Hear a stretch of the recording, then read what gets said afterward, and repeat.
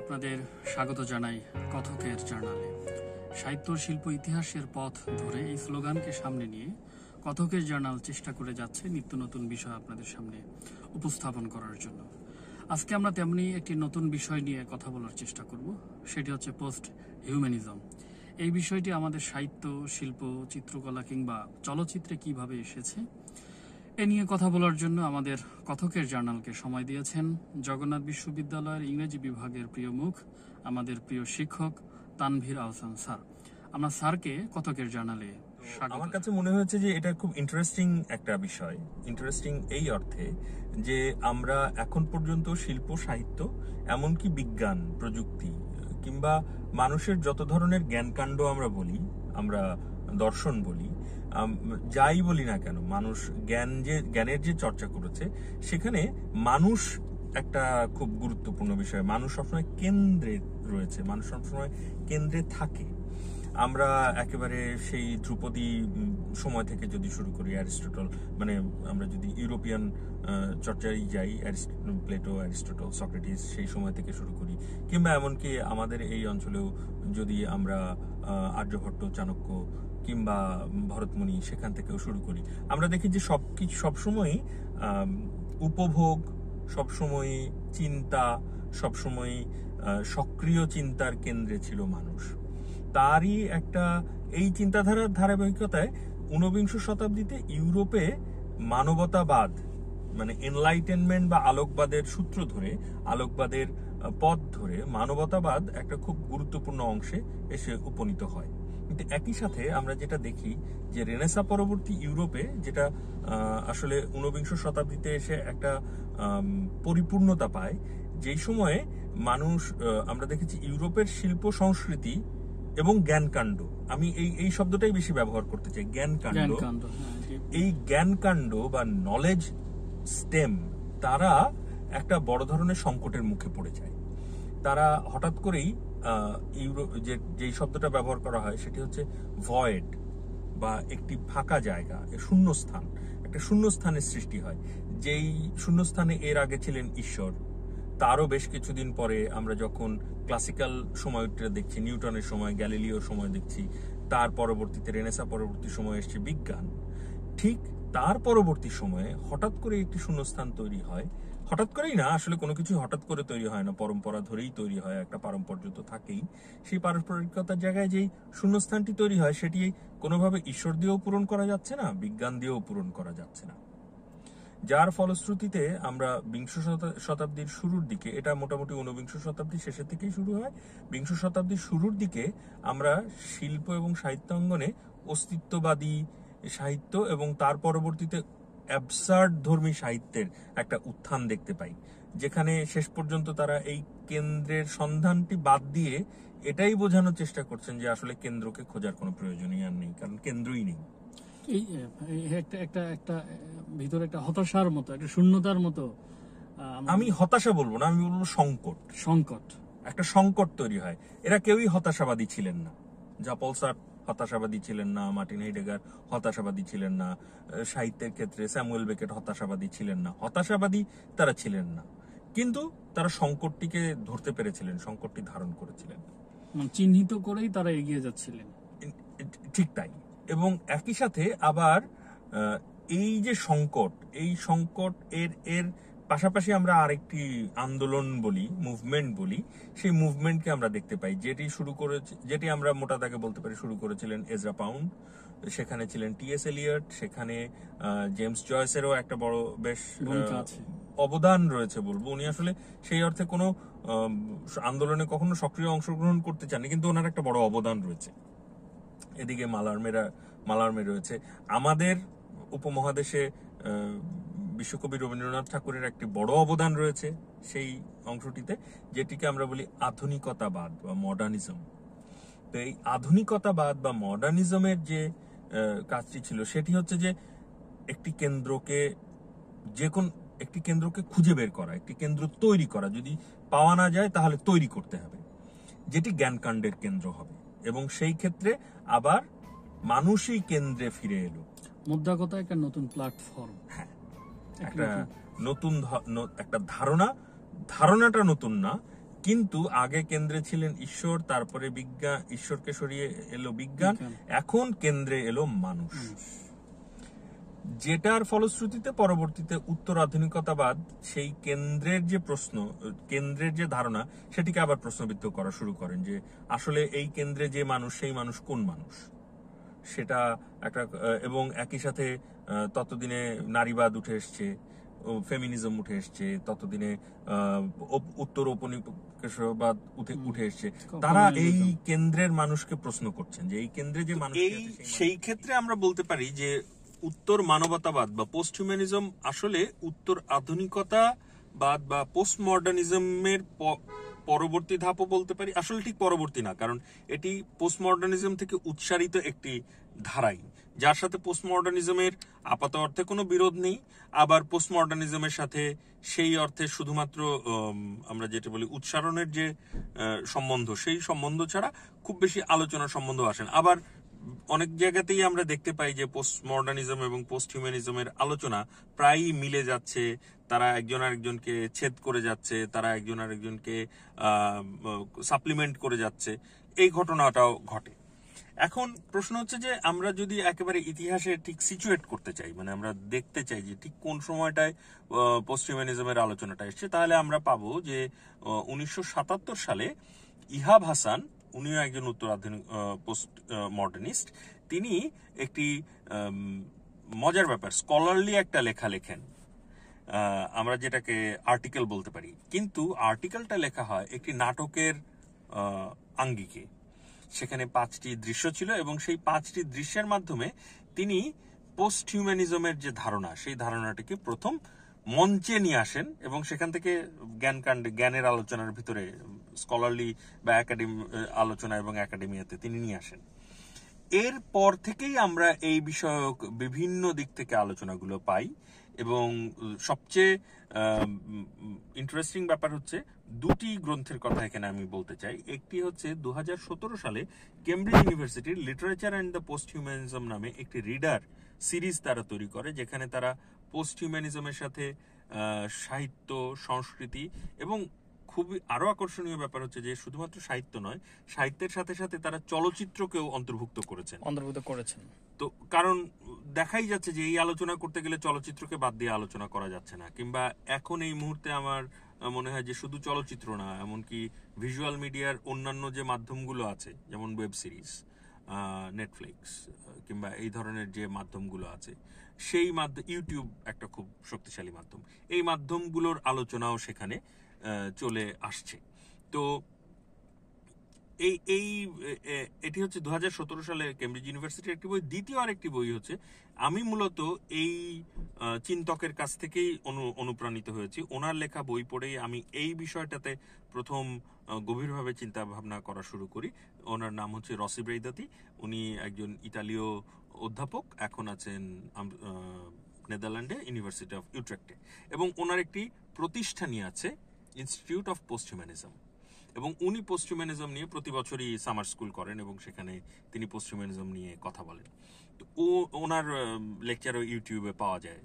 উনি এই অঙ্গনে উনি খুবই পরিচিত, প্রসিদ্ধ একজন মানুষ, একজন জনপ্রিয় নাম।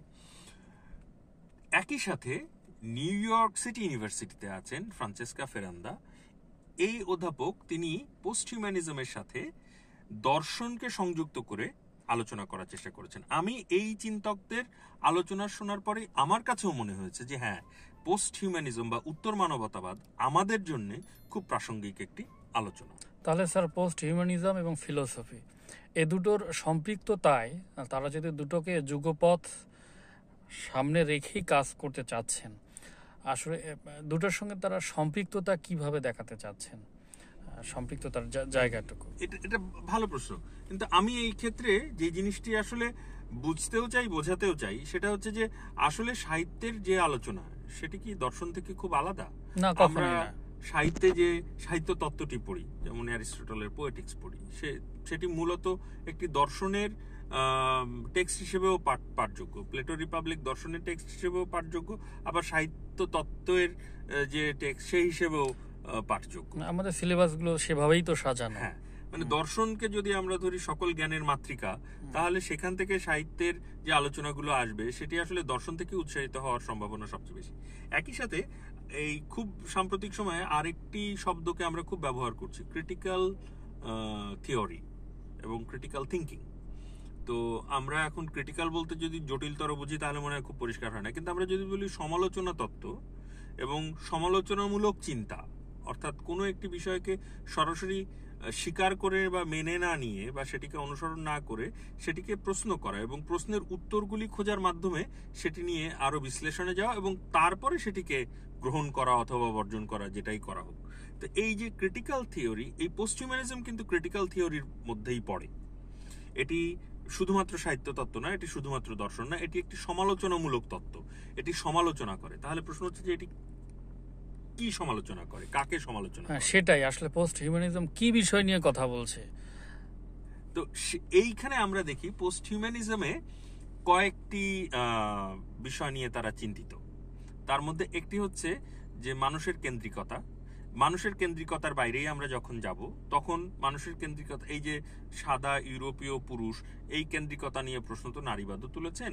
এই প্রশ্ন এই ধারণা নিয়ে প্রশ্ন উত্তর উপনিবেশিকতাবাদী যারা তারাও তুলেছেন। তাহলে প্রশ্ন হচ্ছে যে পোস্ট হিউম্যানিজম এক্ষেত্রে আর কি প্রশ্ন তুলছে? পোস্ট হিউম্যানিজম সেই ক্ষেত্রে আরেকটি প্রশ্ন তুলছে, যেটি হচ্ছে প্রযুক্তি এবং মানুষের সম্পর্ক এবং মানুষ প্রযুক্তিকে কিভাবে ব্যবহার করছে। এবং একই সাথে আমরা খুব নির্দিষ্টভাবে যদি শব্দটি ব্যবহার করতে চাই তাহলে শব্দটি হবে যন্ত্র। যন্ত্রের সাথে মানুষের কি সম্পর্ক এবং যন্ত্রকে মানুষ ব্যবহার করছে। তার পরবর্তীতেই আসছে যে যন্ত্র আসলে মানুষকে কতখানি প্রভাবিত করে, যন্ত্রের প্রভাব কতখানি মানুষের উপর। প্রশ্নটি কেন আসছে তার একটি বড় কারণ হচ্ছে যে খুব সম্প্রতি আমরা যন্ত্রের যে বিবর্তন দেখছি সেটিতে যন্ত্র শুধুমাত্র একটি অপ্রাণবাচক সত্তা আর থাকছে না, হয়তো প্রাণও নয়, কিন্তু এটির একটি আমরা বলতে পারি চিন্তাশীল বা বুদ্ধিমত্তার জায়গা তৈরি হচ্ছে, যেটাকে আমরা বলছি কৃত্রিম বুদ্ধিমত্তা। তো কৃত্রিম বুদ্ধিমত্তার প্রশ্নটি এখন আর আসলে মানে কল্পনা প্রসূত আর নয়, এটা ইতোমধ্যেই বাস্তব। আমরা এই যে এখন যে ভিডিওটি হচ্ছে, এই ভিডিওটি যে ক্যামেরায় ধারণ করা হচ্ছে সেই ক্যামেরায় আর্টিফিশিয়াল ইন্টেলিজেন্স ব্যবহার করা হয়, আমরা জানিও না, কারণ আমরা এটাকে এমনভাবে এখন আমাদের জীবনের সাথে সম্পৃক্ত হয়ে গেছে এবং ব্যবহার হচ্ছে যে এটিকে নিয়ে তেমন চিন্তা করার আমার প্রয়োজনও পড়ছে না, সময়ও নেই, প্রয়োজনই নেই। কারণ মানুষ আসলে যেই বিষয়টা প্রয়োজন নেই সেই বিষয়টা সে সময়ক্ষেপণ করা কখনোই করে না। এই সময়ক্ষেপণ করাটা অপচয়। তো আর এখন তো অপচয়কে আরো অনেক বেশি অপছন্দ করে মানুষ। যেমন ধরুন আমার যে মুখের উপরে ফোকাসটি পড়বে, এই ফোকাসটি কিভাবে পড়বে, কোথায় পড়বে, আলো একটু বাড়াতে হবে কিনা, কমাতে হবে কিনা, এটি ক্যামেরা যিনি ধরে আছেন তিনি আর নির্ধারণ করছেন না। তিনি অনেক বেশি চিন্তা করছেন যে মুখের উপরে ক্যামেরাটা পড়ছে কিনা। বাকি অংশটুকু এই আর্টিফিশিয়াল ইন্টেলিজেন্স আমরা বলতে পারি যে খুবই এখনো যথেষ্ট নিম্ন শ্রেণীর, বা খুবই নিম্ন শ্রেণীর বলবো না, আমরা বলবো প্রাথমিক শ্রেণীর, রুডিমেন্টারি লেভেলের বুদ্ধিমত্তা, কিন্তু এটাকে ব্যবহার করা হচ্ছে। এর বাইরেও আরো অনেক বেশি উচ্চস্তরীয় বা আরেকটু অ্যাডভান্স লেভেলের বুদ্ধিমত্তা অন্যান্য যন্ত্রে ব্যবহার করা হচ্ছে। মানুষের সাথে যন্ত্রের সম্পর্ক অনেক পুরনো। মানুষের সভ্যতা যন্ত্র দিয়েই শুরু হয়েছে। কৃষি বিপ্লবে একটা বড় ভূমিকা যন্ত্রের। কৃষি বিপ্লবের আগেও মানুষ যন্ত্র তৈরি করেছে, উদ্ভাবন করেছে, ব্যবহার করেছে। সে আপনি কুঠার থেকে শুরু করে আগুন জ্বালানোর জন্য যন্ত্র, যেটাই বলেন। তো মানুষ যন্ত্রের উপর নির্ভরশীল অনেক দিন থেকেই। প্রশ্ন হচ্ছে এই যন্ত্র মানুষকে কতখানি প্রভাব মানে তার জীবনে করে। হ্যাঁ, এবং সেই প্রভাবটা আসলে শুধুমাত্র তার দৈনন্দিন জীবনের কাজকর্মকে প্রভাবিত করা না, তার চিন্তা এবং মননকেও প্রভাবিত করা। তো সেটি এখন এতটাই সরাসরি, এতটাই ওতপ্রোত যে এই প্রশ্নটি এখন আসছে যে যন্ত্রের সাথে মানুষের সম্পর্ক, এটিকে কিভাবে নির্ধারণ করা হবে এবং এটির পর্যায়টি কোথায় রয়েছে, মাত্রা এবং পর্যায়। হ্যাঁ, এবং সেই জায়গাতেই আমরা দেখছি যে যারা চিন্তক তারা কিছু কিছু বিষয়কে সামনে নিয়ে আসছেন, যেগুলো আমাদের কাছে হয়তো অতি কল্পনাপ্রসূত মনে হতেও পারে, কিন্তু আমরা যদি আবার একটু একটু দেখি তাহলে দেখবো যে এটা যথেষ্ট বাস্তব। তারা স্যার যে বিষয়গুলোকে সামনে নিয়ে আসতে চাচ্ছেন, যদি আমরা ক্রম অনুযায়ী সাজাই, তারা কোন কোন পয়েন্টস গুলো বা বিষয়গুলোকে গুরুত্ব দিচ্ছেন এই পর্যায়ে এসে? যেমন আমি ধরুন একটা উদাহরণ দেওয়ার চেষ্টা করি। আমরা 19বিংশ শতাব্দীর মোটামুটি মাঝামাঝি শেষাশেষি একটি তখনও উপন্যাস বলা হতো না, এটাকে রোম্যান্স বলা হতো। একটি রোম্যান্স খুব সাড়া ফেলে দেয়, যথেষ্ট জনপ্রিয় হয়, এবং রোম্যান্সটির নাম আমরা সবাই জানি। এটা হচ্ছে ফ্রাঙ্কেনস্টাইন, যেখানে একজন বিজ্ঞানী তিনি চেষ্টা করেছেন নতুন করে মানব দেহ সৃষ্টি করার। আমরা ঠিক নতুন প্রাণ সৃষ্টি করা এতখানি না বললেও উনি বিভিন্ন মৃতদেহের অংশ জোড়া দিয়ে একটি মানব দেহ তৈরি করে সেই মানব দেহে প্রাণ সঞ্চার করার চেষ্টা করেছেন এবং সফল হয়েছেন। সফল হওয়ার পরে সেটি দানবে পরিণত হয়েছে। তো আমাদের কাছে মানে যেহেতু এই ক্ষেত্রে মানুষ বা মানবতা একটা খুব গুরুত্বপূর্ণ বিষয়, তাহলে যেই সত্তাটি তৈরি হলো, দৈহিক সত্তা, এবং তার ভিতরে প্রাণ প্রতিষ্ঠা করার কারণে সে একই সাথে এখন মানসিক সত্তাও, সেটিকে আমরা দানব বলছি। কিন্তু সেই দানব কি নিজেকে দানব বলবে? সে কখনো সেটা বলবে না, তা তো নিজের অস্তিত্ব নিয়ে সে এগিয়ে যাবে। হ্যাঁ, এবং সে ফ্রাঙ্কেনস্টাইনের কাছে এসে মিনতি করছে যে তুমি আমাকে কেন মেরে ফেলতে চাও, কেন ধ্বংস করে ফেলতে চাচ্ছ, আমাকে একজন সঙ্গী দাও। তোমার সঙ্গী আছে, সবার সঙ্গী আছে, আমার সঙ্গিনী নেই।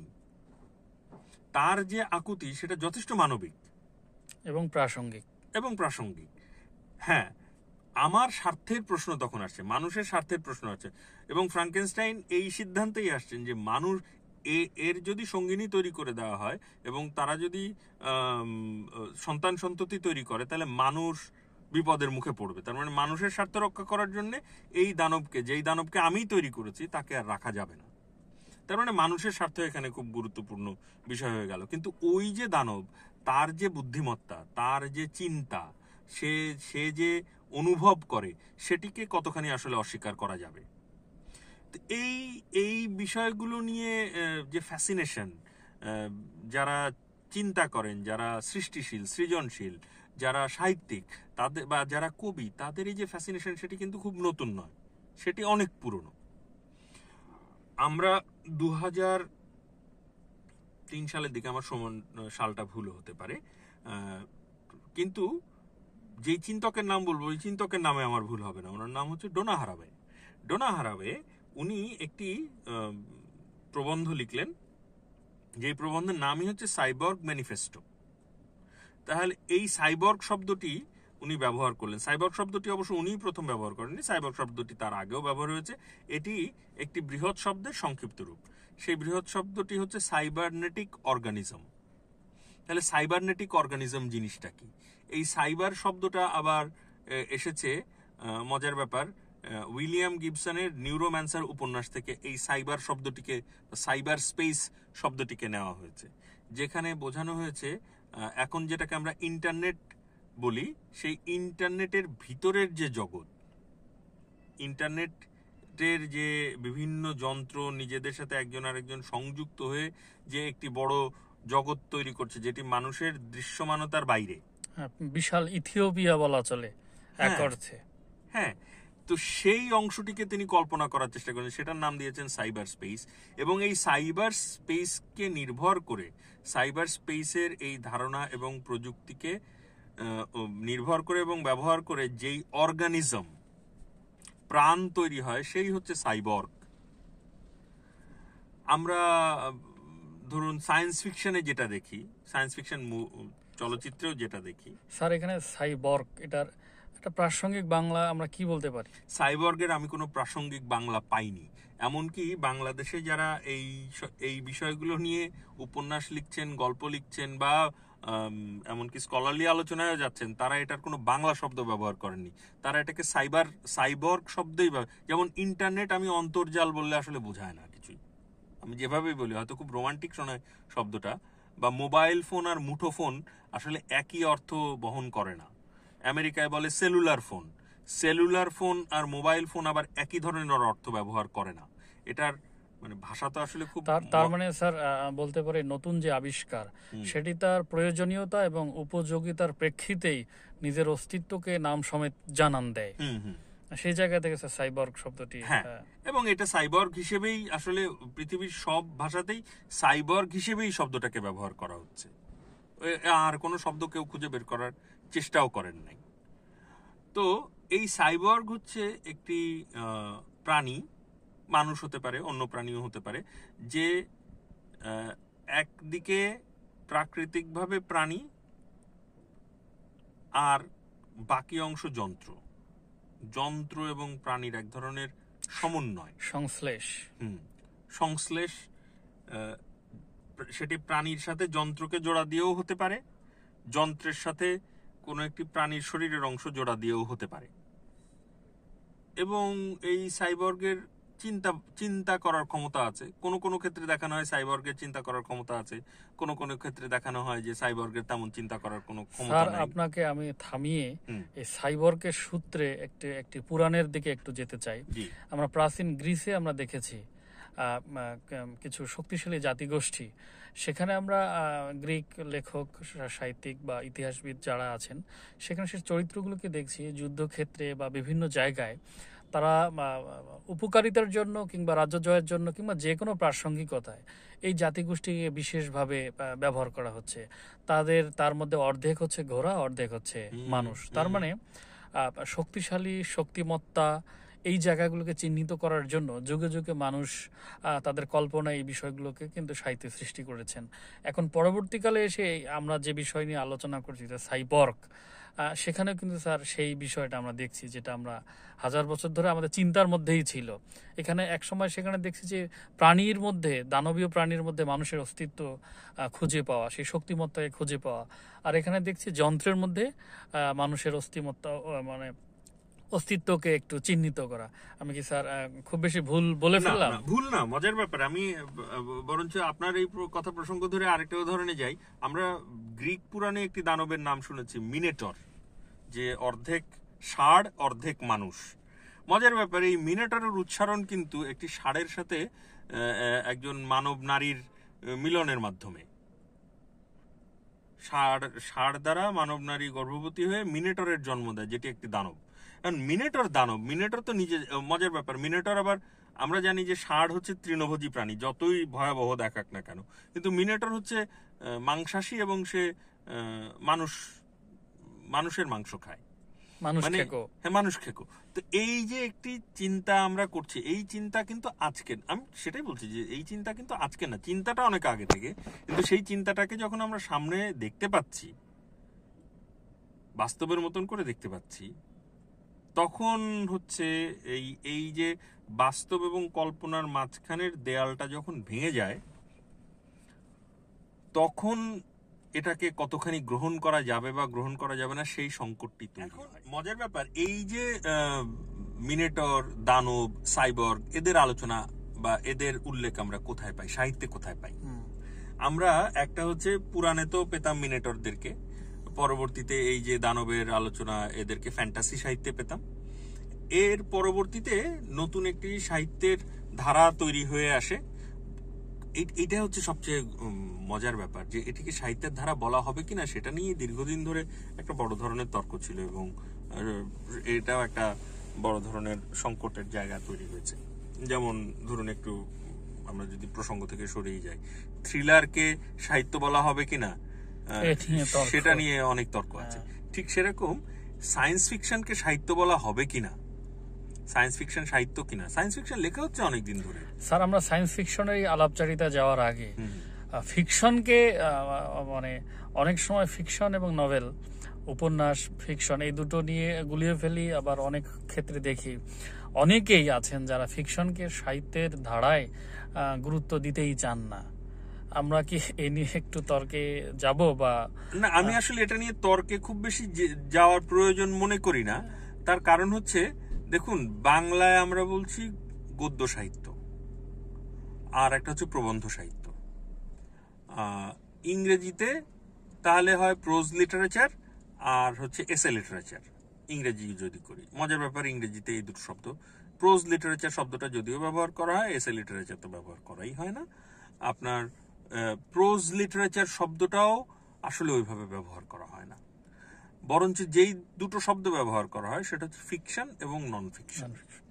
ফিকশন অংশটাতেই ধরে নেওয়া হয় যে কল্পনা আশ্রয় অনেক বেশি হবে, কল্পনা আশ্রিত বিষয়গুলো অধিক মাত্রায় থাকবে, আর নন ফিকশনে এটি কম থাকবে। কিন্তু তাই বলে নন ফিকশনে কল্পনা থাকবে না আর ফিকশনে যুক্তি থাকবে না, এরকম একেবারে হার্ড অ্যান্ড ফাস্ট কোন রুল নেই, বাধ্যবাধকতা নেই না। তাহলে এখন যেগুলো ফিকশন বলছি, তাহলে যদি সেটাকে আমরা বলি কল্পনাশ্রিত বা কল্পকাহিনী, তাহলে সেখানে তো সব ধরনের কল্পকাহিনী আসা সম্ভব। মানে সেটি তো শুধু উপন্যাস কেন, সেটি উপন্যাস, গল্প, ছোট গল্প, ছোট হতে হতে অনুগল্প, অনুগল্পর পরে হচ্ছে 10 শব্দে গল্প, 1 বাক্যে গল্প, এরকম বিষয়গুলো আমরা চলে এসেছি। ফরম্যাট নিয়ে তো অনেক রকম কাজ করা হচ্ছে। তো আসলে তাহলে গল্প কি, উপন্যাস কি? উপন্যাসের আবার আরেকটা ফরম্যাট আছে নভেলা, উপন্যাসিকা, সেটা কি? মানে এইগুলো নিয়ে আসলে তর্ক যদি আমরা করতে চাই, আমার মনে হয় তর্কের চাইতে আলোচনা অনেক বেশি প্রাসঙ্গিক এবং ভালো হয়, মানে স্বস্তিকর হয়। তর্কটা এই ক্ষেত্রে তর্ক খুব বেশি স্বস্তিকর হয় বলে আমার মনে হয় না। স্যার, আমরা যেখানে ছিলাম ফিকশনের জায়গায়, সায়েন্স ফিকশন বলছিলাম। সায়েন্স ফিকশন বা বিজ্ঞান কল্পকাহিনী, সায়েন্স ফিকশন লেখা হচ্ছে কিন্তু আজকে থেকে না, অনেক আগে থেকে। আমরা যদি মেরি শেলির ফ্রাঙ্কেনস্টাইনকে সায়েন্স ফিকশন ধরি, খুব সহজেই তা ধরে নেওয়া যায়। একই সাথে এটা একটা গথিক উপন্যাস। জুল ভার্নের নাম জানেন না এরকম মনে হয় অন্তত আমার প্রজন্মে এবং আমার পরবর্তী 2-3 প্রজন্ম পর্যন্ত কাউকে খুঁজে পাওয়াই মুশকিল। আমাদের শৈশব, কৈশোর মূলত জুল ভার্নের লেখা পড়ি নাই এরকম। সত্যজিৎ রায়ের প্রফেসর শঙ্কু জানেন না এরকম অন্তত আমাদের আগে পরে 2-3-4-5 প্রজন্ম পর্যন্ত পাওয়া খুব, এটা আমাদের জীবনেরই অংশ ছিল, পাঠের অংশ। পরবর্তীকালে আরো পরে ব্যোমকেশ বক্সীর কথা আপনার দেখছি, এদিকে সেবা প্রকাশনী থেকে 3 গোয়েন্দার কাহিনীগুলো আমরা দেখছি। আমি প্রফেসর শঙ্কুর কথা বলছি কারণ প্রফেসর শঙ্কু বিজ্ঞান কল্পকাহিনী। জুল ভার্ন যা চাঁদের মানুষের যাত্রা, কিংবা 80 দিনের বিশ্বভ্রমণ, কিংবা সমুদ্রের নিচে 23,000 লিগ, এই যে গল্প উপন্যাসগুলো, এগুলো সব বিজ্ঞান কল্পকাহিনী, যেখানে কল্পনায় বিজ্ঞানকে দেখার চেষ্টা করা হয়েছে। ভবিষ্যতের বিজ্ঞানকে চিন্তা করেই লেখা। আসলে হয়তো ভবিষ্যৎ আসলে বিজ্ঞানকে কোন প্রত্যাশায় লেখক বা সাহিত্যিকগণ রাখতে চান, সেই জায়গা থেকে আসলে সেই বিষয়। আমি অবশ্য ভবিষ্যৎ পুরো বলবো না। কেন ভবিষ্যৎ পুরো বলবো না? তার কারণ হচ্ছে যে এটা একটি ভবিষ্যতের পৃথিবীতে স্থাপন করা হয়, ভবিষ্যতের সময়ে স্থাপন করা হয়, কিন্তু আসলে এটা কতখানি ভবিষ্যৎ? আসলে এটা আমাদের বর্তমান, আমাদের বর্তমানের প্রেক্ষিতে চিন্তাগুলো করছি, আমরা একটু বেশি কল্পনা করে ফেলছি। তো কল্পনার তো সীমা আসলে নেই। যখন মহাভারতে কল্পনা করা হয় যে পুষ্পক রথে করে রাম হচ্ছে যাত্রা করেছেন, কিংবা রাবণ সীতাকে হরণ যখন করছেন তখন তিনি উড়ন্ত রথে করে এসে হরণ করছেন, তাহলে এই যে উড়ন্ত রথ, এখানে যে প্রযুক্তির নিয়ে চিন্তা, যে রথ সেটি তো আসলে মাটিতে চলবে কিন্তু সেটা উড়ে যেতে পারে, এই চিন্তা মানুষের পক্ষে করা খুব অসম্ভব না। তার মানে যে রথই উড়েছে তা তো আর না, পরবর্তীতে বিমান উড়েছে, পরবর্তীতে হচ্ছে আকাশযান, যেগুলো সেগুলোর গঠন একেবারেই ভিন্ন ছিল। কিন্তু এই ঘটনাটা যে ঘটতে পারে সেই কল্পনা থেকে তো মানুষকে নিরস্ত রাখা যাবে না, সম্ভব হয় না। মানুষের মনেই তো এরকম। হ্যাঁ, তো এখনো যারা সাইবর্গ, এই বিজ্ঞানেই সাইবর্গের, সেই অর্থে আমরা হয়তো বলতে পারি যে মেরি শেলির ফ্রাঙ্কেনস্টাইন প্রথম দিককার সাইবর্গ। পরবর্তীতে এই সাইবর্গ নিয়ে আলোচনা আরো সামনের দিকে আমরা দেখি যে আসছে। কিন্তু সায়েন্স ফিকশনে আরেকটি বিষয় নিয়ে আলোচনা এসছে, যেই আলোচনাটি মজার ব্যাপার। এটি সায়েন্স ফিকশন উদ্ভাবন করেছে বলবো না, এটি সায়েন্স ফিকশন পর্যবেক্ষণের মাধ্যমে তার আশেপাশ থেকে তথ্য নিয়ে সেখান থেকে কল্পনার দ্বারা এই বিষয়টিকে তৈরি করেছে, যেটি আমরা উইলিয়াম গিবসনের নিউরোম্যান্সারে পাই। পরবর্তীতে আরো অনেকগুলো, বাংলাদেশেও তো মোহাম্মদ জাফর ইকবাল অনেকদিন ধরেই লিখছেন, হুমায়ুন আহমেদ অনেকদিন ধরেই লিখেছেন, খুবই চমৎকার বিজ্ঞান কল্পকাহিনী লিখেছে। সেখানে আরেকটি বিষয় আমরা দেখতে পাচ্ছি, সেটা হচ্ছে যন্ত্র এবং প্রাণীর সমন্বয় বা সংশ্লেষ নয়, যন্ত্র নিজেই একটা সেন্টিয়েন্ট বিং, মানে সত্তায় পরিণত হচ্ছে, যেখানে যন্ত্র নিজেই চিন্তা করতে পারে। তো আমরা তো ইতোমধ্যে আর্টিফিশিয়াল ইন্টেলিজেন্স বা কৃত্রিম বুদ্ধিমত্তার কথা বলছি, যেটি আছে, অ্যালেক্সায় ব্যবহার করা হচ্ছে, সিরিতে ব্যবহার করা হচ্ছে, গুগলে ব্যবহার করা হচ্ছে এবং খুব এক্সটেন্সিভলি ব্যবহার করা হচ্ছে। তাহলে এই সত্তা এখন পর্যন্ত আমরা ধরে নিচ্ছি এটা শুধুমাত্র বুদ্ধির কাজ করতে পারে। বুদ্ধি মানে কিছু গণনার কাজ করতে পারে, খুব দ্রুত পারে, গণনা করে তারা কিছু সিদ্ধান্ত নিতে পারে। এখনো আমরা এদেরকে ঠিক বলছি না, অনুভূতিশীল বলছি না, অনুভব করতে পারে এরকম আমরা এখনো বলছি না। কিন্তু সেই অর্থে যদি যাই, তাহলে আমরা যদি বিবর্তনের ধারাকে দেখি, তাহলে খুব নিচু স্তরের যে প্রাণীরা, যেমন ধরেন আমি যদি বলি যে একটি মাছ অনুভূতিশীল, তাহলে সেটি নিয়ে দার্শনিক তর্ক হতে পারে, কিন্তু সেটিকে প্রমাণ করা খুব মুশকিল হবে। কিন্তু একটি বানর অনুভব করতে পারে, এটি নিয়ে তর্ক অনেক কম হবে। মানুষ যে অনুভব করতে পারে তার একটা বড় কারণ হচ্ছে বিবর্তনের ধারা মানুষ সর্বোচ্চ স্তরে আছে বলে মানুষ নিজেকে দাবি করে। যদি এই কৃত্রিম বুদ্ধিমত্তা অনুভব করা শুরু করে, তার ভিতরে যদি অনুভূতি তৈরি হয়, সৃজনশীলতা তৈরি হয়, সে যদি সৌন্দর্যকে অনুভব করতে পারে, এবং করতে যে পারবে না সেটি বলা খুব সহজ নয়। যদি তাই হতো তাহলে তো মানুষ তৈরি হওয়ার কোনো কারণ ছিল না। মানুষ বিবর্তনের ধারায় মানুষের আজকের যে অবস্থা, মানুষ হয়ে আসার কোনো কারণ ছিল না। তাহলে সেটি যদি হতে পারে, তাহলে এটিও হওয়ার সম্ভাবনা নেই, এটি বলা যাচ্ছে না। হবে কিনা, কবে হবে, সেটা এখনই আমি বলতে পারবো না।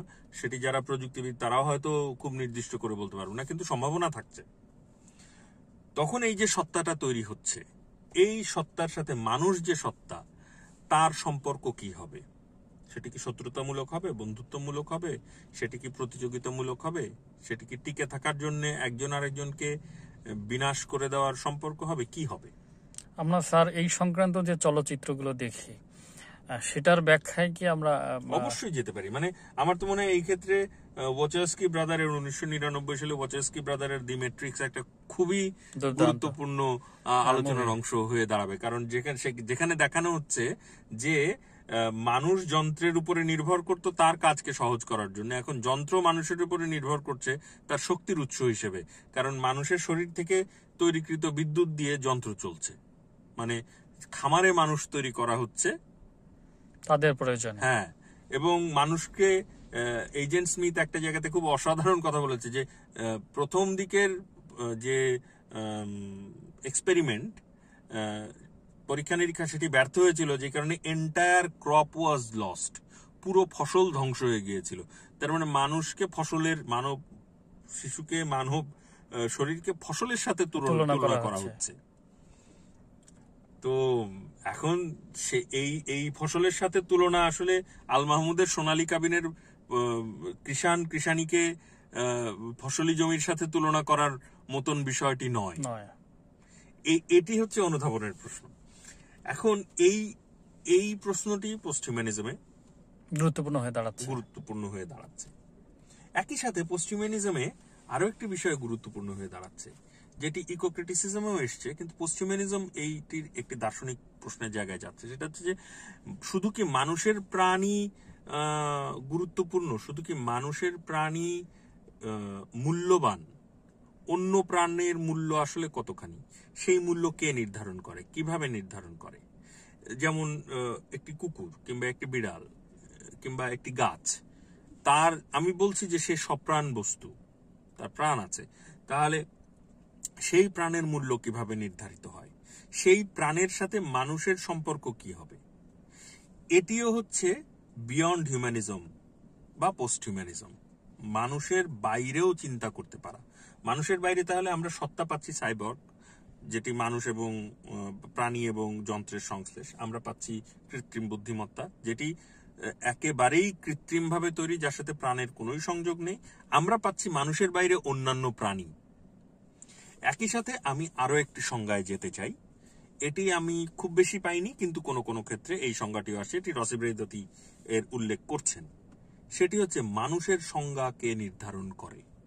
আবার সেই গোড়ায় গেলাম, মানুষের এবং সেই সংজ্ঞায় যারা মানুষের সংজ্ঞায় পড়বে না তাদেরকে কি তারা কে, তাদেরকে তাহলে কি হিসেবে চিহ্নিত করা হবে, তাদের সংজ্ঞা কি হবে?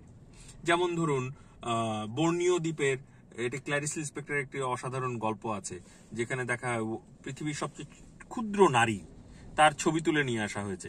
সেই ক্ষুদ্র নারীটি বর্নিও দ্বীপের একটি ওই অঞ্চলের আদিবাসী একজন নারী, যার শরীরে কোনো পোশাক নেই, একেবারেই ছোটখাটো দেখতে, এতটুকু একটি মানুষ, কিন্তু সে মানুষ না। যেইটার একই সাথে আমরা উদাহরণ পাচ্ছি মোহাম্মদ জাফর ইকবালের একটি গল্পে, যেখানে বলে দেওয়া হচ্ছে যে তুমি তোমার শরীর থেকে ট্রাকিওশন, একটি ছোট যন্ত্র, যেই যন্ত্রে ওই মানুষের সমস্ত তথ্য থাকে, সেটি বের করে নিয়েছো, সুতরাং কেন্দ্রীয় তথ্য কেন্দ্রে তোমার কোনো তথ্য নেই, কেন্দ্রীয় তথ্য কেন্দ্রে তোমার যদি কোনো তথ্য না থাকে তাহলে তুমি আর মানুষ না। কিংবা আমরা দেখছি যে যেটি জোনাথন সুইফট তার মডেস্ট প্রপোজালে সবচেয়ে মানে অসাধারণভাবে নিয়ে এসেছিলেন, যে উনি ইংল্যান্ডের যারা ইংল্যান্ডের যারা অধিবাসী তাদেরকে বলছেন যে আয়ারল্যান্ডে যেই শিশুরা জন্মগ্রহণ করে তাদেরকে নিয়ন্ত্রণ করার সবচেয়ে কার্যকরী উপায় হচ্ছে তাদেরকে খেয়ে ফেলা। সেটার আরেকটা আমরা উদাহরণ দেখি, যেখানে এটাও মোহাম্মদ জাফর ইকবালের একটি ছোট গল্প, ছেলে মানুষই, যেখানে দেখানো হয় যে পৃথিবী এমন একটি সময়ে পৌঁছেছে যেখানে ছোট ছোট কলোনি আছে যেগুলি অনগ্রসর, যেই কলোনির থেকে মানুষ নিয়ে আসা হয় অগ্রসর কলোনিগুলোতে গরু ছাগলের মতন বা মুরগির মতন কেটে কেটে খাওয়ার জন্য, মানুষের মাংস খাওয়া হয়। যেখানে দেখানো হচ্ছে একটি চরিত্র যিনি মানব সভ্যতা নিয়ে কথা বলেন, সাম্যবাদী সমাজ নিয়ে কথা বলেন, কিন্তু একই সাথে তিনি মানুষের মাংস খেতেও খুব পছন্দ করেন। তাহলে এই যে উপনিবেশগুলো থেকে, কলোনি থেকে মানুষগুলোকে নিয়ে, তারা কি আসলে মানুষ? তাদেরকে কিভাবে চিহ্নিত করা হচ্ছে? হ্যাঁ, তাহলে সেই যে মানুষের সংজ্ঞা, সেই সংজ্ঞায় কারা পড়বে কারা পড়বে না, সেই সংজ্ঞা কারা দেবে, নির্ধারণ করবে করবে না, সেই প্রশ্নটি বড় হয়ে যাচ্ছে। এবং আমি মনে করি এটি আমাদের জন্য, বাংলাদেশের জন্য, ভারতের জন্য, ভিয়েতনামের জন্য, মায়ানমারের জন্য খুবই গুরুত্বপূর্ণ একটি আলোচনা, কিংবা আফগানিস্তানের জন্য খুবই গুরুত্বপূর্ণ একটি আলোচনা। কারণ একটি নতুন শব্দ উঠে আসছে, ডিজিটাল ডিভাইড। কারা ডিজিটাল সুবিধা কারা কতখানি ব্যবহার করতে পারছেন, এই ডিজিটাল ডিভাইডের এক পাশে যারা থাকবেন তারা একরকম মানুষ হবেন, ডিজিটাল ডিভাইডের অন্য পাশে যারা থাকবেন তারা আরেক রকম মানুষ হবেন। সেটা কিরকম চিন্তা ভাবনাটি স্যার? যেমন ডিজিটাল সুবিধাদি যারা সঠিকভাবে ব্যবহার করার সুযোগ পাবেন না, তারা আসলে অনগ্রসর হবেন, সেই হিসেবে তারা অনেক সুবিধা পাওয়ার জন্য গণ্য হবেন না। যেমন ধরেন এই কোভিড প্যান্ডেমিকের সময় খুব বড় উদাহরণ পাওয়া গেছে যে ভ্যাকসিন গুলো কোথায় যাবে, কোথায় প্রথমে যাবে, কোথায় পরে যাবে, কাদেরকে আগে দেওয়া হবে, কাদেরকে পরে দেওয়া হবে, ভ্যাকসিনের প্যাটেন্ট উন্মুক্ত করা হবে কি হবে না, ভ্যাকসিনের প্যাটেন্ট যদি উন্মুক্ত করা না হয় তাহলে আসলে কি ঘটনা ঘটবে। স্যার আমিও একটু যোগ করি, যারা ভ্যাকসিন পেয়েছেন, তারা কোন ভ্যাকসিন পেয়েছেন, তাদের সার্টিফিকেট কোন কোম্পানির, এবং অমুক কোম্পানির ভ্যাকসিন যারা পেয়েছেন তারা অমুক দেশে যেতে পারবেন না, এই যে অব্লিগেশন দেয়া হচ্ছে, এটাও তো স্যার এই আপনার এই আলোচনায় হয়তো অনেক বেশি ব্যাপ্ত হয়ে যাচ্ছে। কিন্তু আমি মনে করি এই যে ডিজিটাল ডিভাইড তৈরি হচ্ছে, আবার একই সাথে ডিজিটাল বিশ্ব, মানে আমি ডিজিটাল বিশ্ব বলতে এই বিশ্ব বোঝাচ্ছি না, ভার্চুয়াল জগৎ বোঝাচ্ছি। ডিজিটাল জগৎটা আবার এমন একটা জগৎ যেখানে তৃতীয় বিশ্বের একজন মানুষ, তিনি যদি সক্ষমতা অর্জন করেন, তিনি যেরকম ভাবে যুক্ত হতে পারবেন, উন্নত বিশ্বের একজন মানুষ তিনি যদি সক্ষমতা অর্জন করেন তিনি একইভাবে যুক্ত হতে পারবেন। সেখানে কিন্তু আবার ওই মানে ভার্চুয়াল জগতে কিন্তু ওই ডিসক্রিমিনেশনটা নাই, ওখানে সবাই ফেসবুক ইউজার, সুতরাং কেউ যদি, বা সবাই ইউটিউব কন্টেন্ট মেকার, ওখানে কেউ ছাত্র কেউ শিক্ষক নেই, YouTube content maker YouTube content কিভাবে তৈরি করতে পারলেন, তার কতজন সাবস্ক্রাইবার হলো, সেটা দিয়েই নির্ধারণ হবে তিনি বাস্তব জীবনে কি, তার সামাজিক অবস্থান কি, তার চেহারা কতখানি ভালো বা খারাপ, এটার উপরে কিন্তু নির্ভর করবে না। এমনকি কোনো ইউটিউব কন্টেন্ট ডেভেলপার কখনো কখনো নিজের চেহারা না দেখেও তো কন্টেন্ট ডেভেলপ করে ফেলছেন, তিনি একই সুযোগই পাবেন। তো এক অর্থে খুব সাম্যবাদী, এক অর্থে প্রচন্ড রকম মানে অসম একটি ব্যবস্থাপনা। সেখানে মানুষ, আমরা আসলে পশ্চিমানিজম আমাদেরকে দেখিয়ে দেওয়ার চেষ্টা করছে যে আমরা যে মানুষ করি, আমরা যে বলি যে মানুষ সবার উপরে মানুষত্ব তাহার উপরে নাই, এই কথাটি আসলে শেষ পর্যন্ত কার্যকর থাকছে না, প্রশ্নবিদ্ধ হচ্ছেই।